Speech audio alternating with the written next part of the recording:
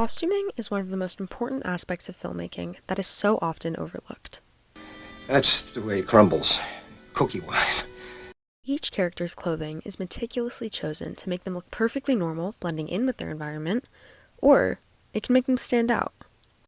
Costumes can also represent characters' motivations or internal changes, and they show the audience information about a character without telling them. Because just like in the real world, what you wear can say a lot about you. I'm always said there's an awful lot you can tell about a person by their shoes. Costume designers act as the hidden heroes of the film world, seamlessly immersing us into alternate realities, and they impact films so deeply with every article of clothing that they choose. I want to start off by mentioning the genius of Thelma and Louise's costume choices. This film so brilliantly uses costuming to show character development, and the film would not be the same without it. Towards the start of the film, both Thelma and Louise are shown trapped in lives of conformity, and this is reflected in their clothing. Daryl, you're my husband, not my father. When the girls leave for the trip, they're wearing very feminine, pastel clothes, perfectly fitting into society's expectations for women.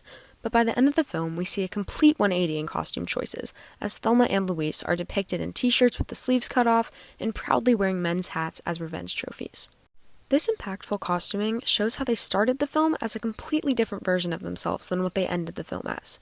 Additionally, Thelma and Louise uses costuming to place the characters in a certain time period. While the film came out in the 90s, it's set in the late 80s, and costuming is used to represent this. In this unique way, costumes can also work as a form of set dressing, effectively establishing a certain time period, showing the audience when a certain film is taking place. Another film that we watched that utilized costuming so perfectly was Get Out. At the start of the film, before the secrets are revealed, Chris and Rose are portrayed as the perfect all-American couple. Almost too perfect.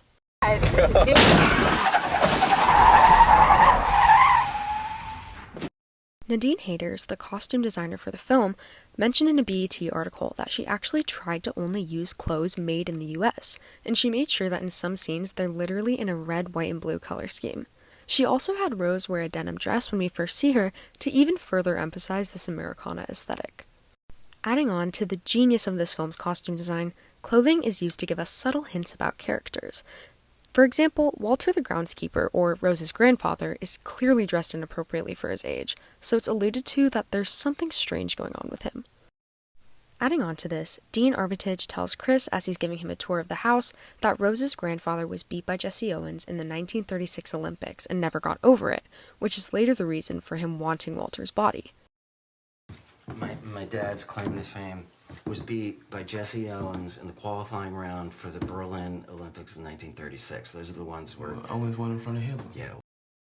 So, to allude to this through costuming, Haters intentionally found sneakers from 1936 and had Walter wear them as a very intentional part of his character's costume.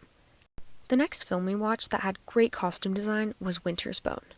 Out of all of the films we watched this quarter, Winter's Bone really stood out to me due to how immersive it felt, and this is in part due to the incredible costuming. In an interview with the film's costume designer Rebecca Hoffer, she mentioned that her costume budget was only $5,500, so she actually worked with local Ozark residents and borrowed their clothing to be used in the film. In terms of the clothing pieces she chose, she included fleece sweaters, flannel shirts, and intentionally distressed the denim worn by characters to create a realistic, lived-in feeling for the clothes. All of these intentional choices led to the film feeling like almost a documentary rather than a film. The clothing made these characters feel so extremely realistic, which just goes to show how important good costuming really is. The last film I want to talk about due to its great costuming is Jaws. The costumes in this film help with characterization really well. For example, Chief Brody's clothing reflects his role as a rational, responsible authority figure. You're gonna need a bigger boat. He is often seen wearing a police uniform or casual yet practical clothing that's suitable for his job. His clothing reinforces his commitment to upholding the law and maintaining order in the face of these hectic shark attacks. And Quint, with a very rugged and weathered appearance, wears iconic fisherman attire complete with a tattered hat, patched up pants, and a faded jacket to communicate to the audience his toughness and expertise hunting sharks and fishing. This costuming emphasizes Quint's rough-and-tumble persona and his deep connection to the ocean. These costumes help to cue the audience in on the characters' backgrounds and personalities, adding depth to their roles without over-explaining anything. As shown in these 4 incredible films, costuming can make or break a movie.